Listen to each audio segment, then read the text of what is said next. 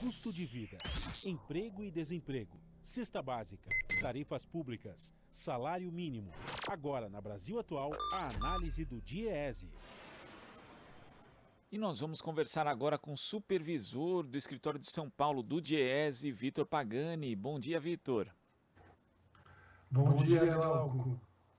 Vitor, segundo resultados de uma pesquisa feita pela OnePoll, conduzida pela Citrix Systems, 93% dos trabalhadores de escritório brasileiros aceitariam uma semana de 4 dias se ela fosse oferecida pela empresa.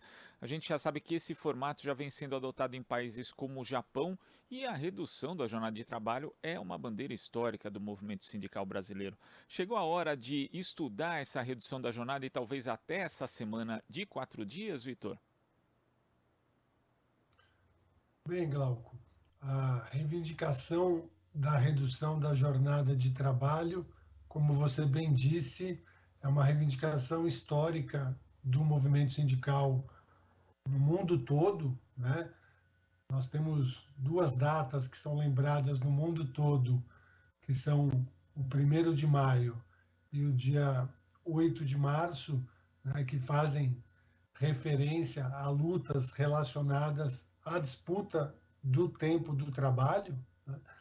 Então, é uma reivindicação histórica e, inclusive, contida na pauta da classe trabalhadora, que foi aprovada na CONCLAT, né, aqui no Brasil, em São Paulo, no mês passado.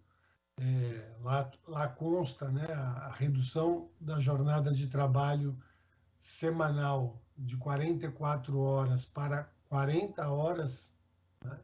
Isso porque, desde a Constituição de 88, quando a jornada semanal de trabalho foi reduzida de 48 horas para 44 horas, nós não tivemos mais nenhuma alteração legislativa, mas nenhum tipo de redução de jornada de trabalho, e sabemos que de lá para cá houve muitos de produtividade, né? Então, a produtividade avançou, né? E as tecnologias também avançaram, né? Então, as condições para que haja essa redução, né? Para que para que a gente possa trabalhar menos, né? Para que todos tenham trabalho, elas são presentes, né? E possibilitariam a abertura desse debate, dessa negociação para a implementação de uma jornada de trabalho menor, e aí pode ser a de 40 horas semanais, ou essas ideias, né, essas experiências que têm surgido em alguns países mais desenvolvidos, como a semana de 4 dias, né, que tem surgido nos países mais desenvolvidos, mas que já estão também sendo objeto de estudo e de atenção aqui no Brasil, né? Então, setores como o setor financeiro, a categoria bancária, já começa a estudar e avaliar a possibilidade de pautar essa questão nas futuras negociações coletivas. E, Vitor, a pesquisa mostra também que entre aqueles 7% que não aceitariam esse formato, segundo a pesquisa, 53% temem que o seu empregador retire outros benefícios caso seja aplicado esse formato, e 17% têm receio de que vão precisar trabalhar 5 dias por semana de qualquer maneira, né? A gente sabe que a jornada de trabalho no Brasil ela tem esse número de horas formal, mas muitos trabalhadores acabam fazendo serviços, atividades ligadas ao trabalho fora do horário e ainda assim não consegue contabilizar. Isso é importante também, né? Não pode existir uma equivalência entre flexibilização de jornada e flexibilização de direitos e de remuneração também, Vitor? Exatamente, Glauco. Essa é uma preocupação, né? Não pode. A gente sempre. A reivindicação é de redução da jornada de trabalho sem redução de salários, né? Então, porque no Brasil os salários são muito baixos, né? E outra preocupação é com um controle efetivo dessa jornada, né? Então, porque aqui no Brasil a gente sabe que a jornada já é bastante flexível, né? E a prática de horas extras é um expediente muito utilizado, né? Então, tanto a realização de horas extras quanto a realização de bancos de horas, né? Então, importante que a redução se dê sem a redução dos salários, da remuneração, né, dos direitos, dos benefícios e com mecanismos de jornada, né, que sejam negociados coletivamente por meio dos sindicatos, né? Aí a gente garante questões que agora tenham ganhado importância, como o direito à desconexão, né?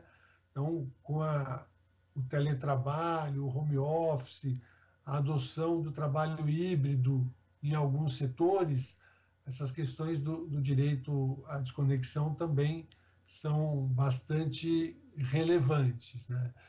E, Glauco, a questão da redução da jornada, sobretudo no Brasil, que é um país caracterizado por jornadas extensas de trabalho, né, e jornadas muito intensas também, né, com um ritmo de trabalho acelerado e bastante flexíveis, né, elas são importantes porque tem um efeito, além muito positivo para o trabalhador, né, que passa a ter uma condição de trabalho mais saudável, né? Então ele passa a ter mais tempo livre, o que pode reduzir o estresse, né? Reduzir o adoecimento e ampliar, né, o tempo de convívio com a família, com a comunidade, o próprio tempo dedicado aos estudos, à qualificação, ela também tem um potencial de geração de empregos, né? Então, se a gente reduz a jornada e limita a realização de horas extras, a gente estimula que as empresas contratem mais trabalhadores, né? E hoje, né, que a gente tem quase 12 milhões de trabalhadores e trabalhadoras desempregadas procurando ativamente um novo posto de trabalho, seria uma medida importante também para ajudar na geração de empregos, né?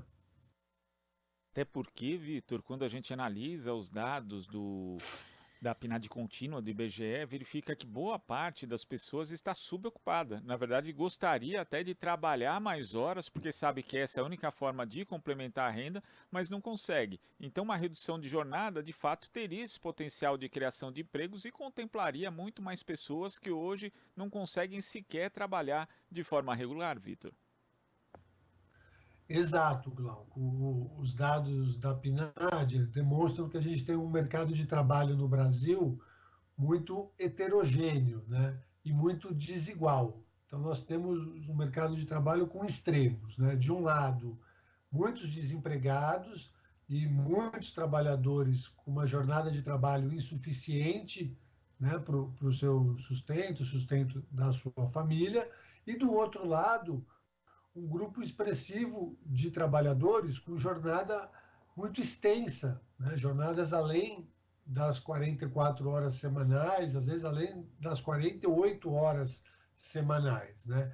Então, a gente fazer essa redução, né, da jornada para 40 horas semanais, fazer outras reduções, outros arranjos de distribuição dessa jornada durante a semana por meio da negociação coletiva, seria uma forma de tentar equilibrar, né, esse mercado de trabalho, possibilitando que todos trabalhem, né, que a gente tenha uma jornada média reduzida, mas para que todos possam trabalhar, né? Ou até a gente não tenha uma redução da jornada média, mas que a gente limite esse extremo da jornada acima, né, do estabelecido em lei das 44 horas semanais, para que com isso a gente gere novos postos de trabalho. Vitor, queria agradecer a sua participação hoje aqui no Jornal Brasil Atual. Muito obrigado, até a próxima.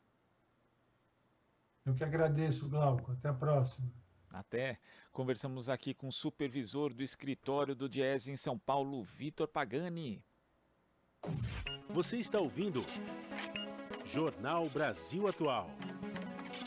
As notícias que os outros não dão.